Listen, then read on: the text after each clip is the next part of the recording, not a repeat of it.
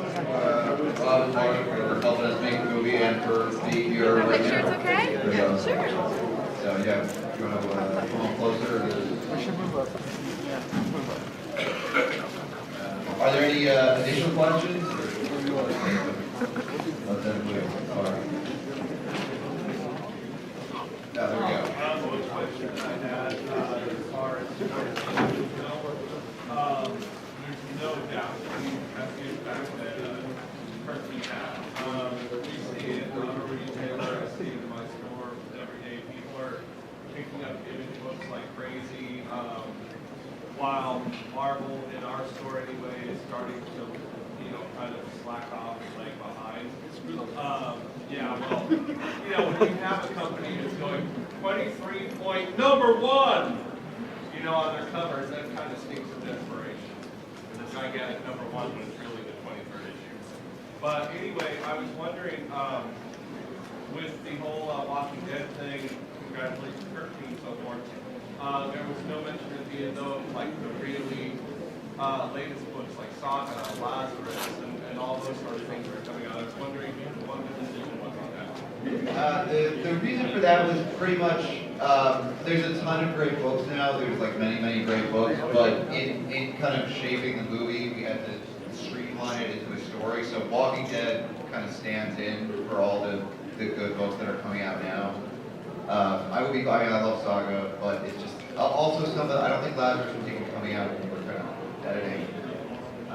So that was why, it's like, there's a lot of great books from the 90s that weren't mentioned, but it's just sort of, we had to figure out what fit the story of it.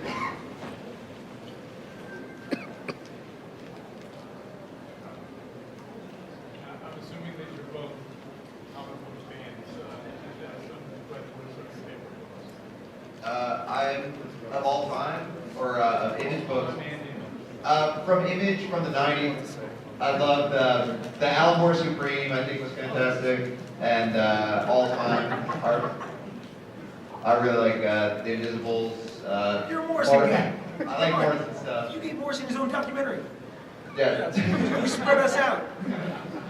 Morrison. I did do a Morrison Do you documentary. have subtitles on that one? There were subtitles available. No subtitles. Hey, seriously, dude, he needs an interpreter. I've sat this close and talked to him, and I said, I have no idea what you're saying. I'm not doing it. We are kind of collecting a lot of comic book creators doing impressions of each other, so it is our intent at some point to do something super good. Your documentary took it out. All right, any other questions? I'm a big fan of Kurt Busiek's Apple City. I understand that at one time it was published by Homage and it's kind of moved to different publishers. I don't know quite what it was. How exactly did that work out? I mean, that's an independent company. It's kind of nice that it is an homage to DC and Marvel. Well, in all honesty, that's really what she did. He owned Homage, he owned Wildstorm, and he hired her. That's, I have no knowledge of who, but As far as I know, in perfect image style, which is like the world's worst stupid company ever created. They don't know anything. Every time I see Walking Dead, I go, "That's the stupidest company that's ever been created." None of that. None of that. But it's perfect that way too. So whatever Kurt wants to do with Astro City, Astro City, which I actually love that book. I hope that's something I think comes back. That's great stuff. I mean, and anyone who has ideas and stuff like this in the documentary, by the way, great job. It's great. They can do the same thing. And like we said ad nauseum in there, it belongs to you. Yeah, and yes, Robert, Walking Dead belongs to you 100%. Yeah, and we're still having fun, obviously. So what's on the end of that? You mentioned about the underlying and South Coast going to be much. What's the status on working with South Coast? I heard you don't want to cyber force. He said, what's the status of current? Hey guys, can you just repeat the question or rephrase the question? You're answering. Repeat the question. Yeah, what's the status on cyber force? Yeah, I saw on the end of the documentary you were saying that go through looking at rebooting Cyber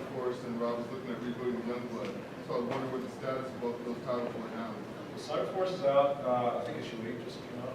I'm writing that book, and it's ongoing. So we're having a great time with it, and a great response. So we'll pick it up. I think the first 5 issues are still free. Just go steal them.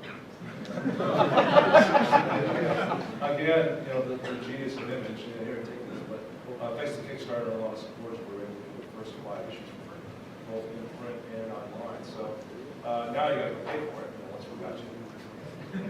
But it's good. Can you hear me? The Youngblood, we brought it back with Image, ran about another 20 issues, and now it's just kind of cooling off, figuring out a new creative direction. When I was a kid, my favorite book was The Defenders, and then I loved Marvel's Invaders.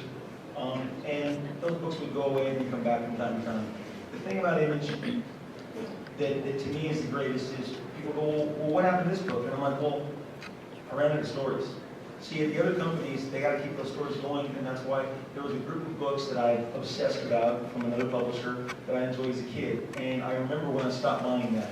And there's 100 issues that I never bought again, but I bought about a 100-year span over 10 years.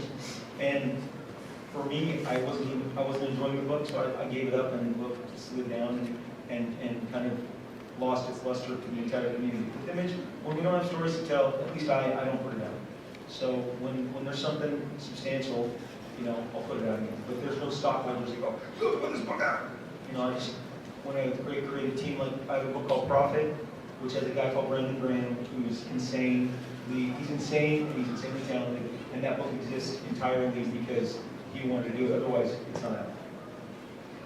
Yeah, we shared a great pain together, Cyberforce and Young Kids.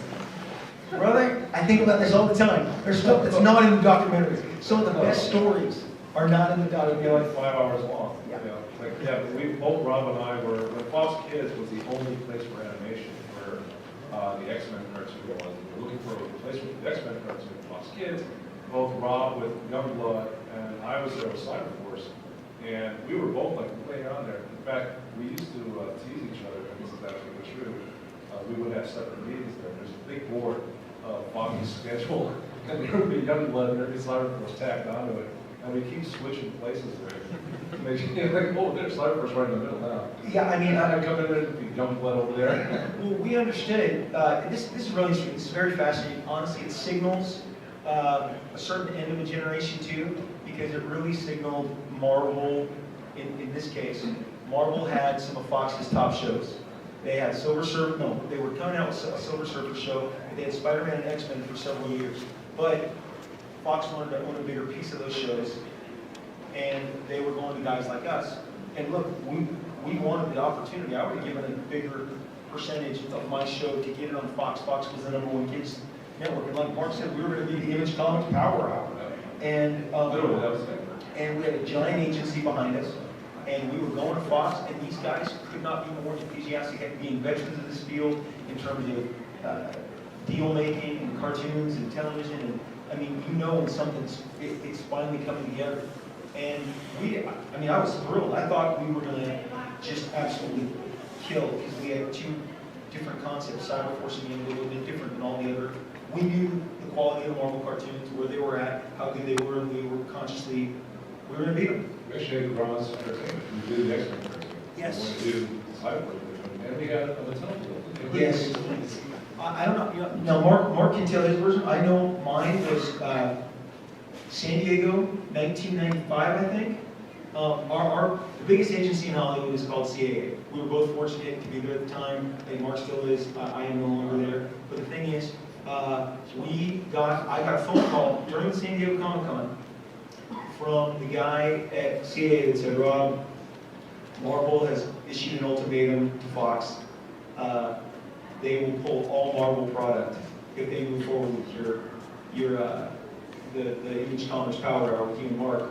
So Fox is backing away. They want to continue to have a relationship with Marvel. And I was like, hey, at least Marvel finally pulled off what they couldn't do in the marketplace in comics. They couldn't go to a distributor and say, don't you distribute those Image comics that are kicking our butts on the stands and outselling us 10-1. But in media, they were able to say, you like Spider-Man, you like X-Men, you want more? No, you don't do any deals with these boys. I don't know what your version is. I just know on the floor, you and Brad looked as sad as I did that Saturday at Comic Con. I was like, this sucks. Yeah, that was not good, that was not good. And Chaim Saban. Chaim Saban bought Fox Kids, and he brought Marvel in with him. That's the whole deal, and everyone that wasn't on Marvel got thrown out. And we were there, it was gonna happen, and unfortunately for some people over at Mattel, the heads rolled, which I felt really bad about. We had some great relationships, but they made toys, they spent millions of dollars, and, I had to tell them, this show's not gonna happen, guys. I think I saw one of them working security out here. Yeah, sad story. The thing is, it was the first time that you saw what we mentioned in the movie, that other people were reacting to us. I mean, we had steam, and Marvel used their clout in media to say, these boys go no further. We're going to put this fire out. They are not going to burn bright on Saturday morning and compete with us. You've seen what happened with Kirkman.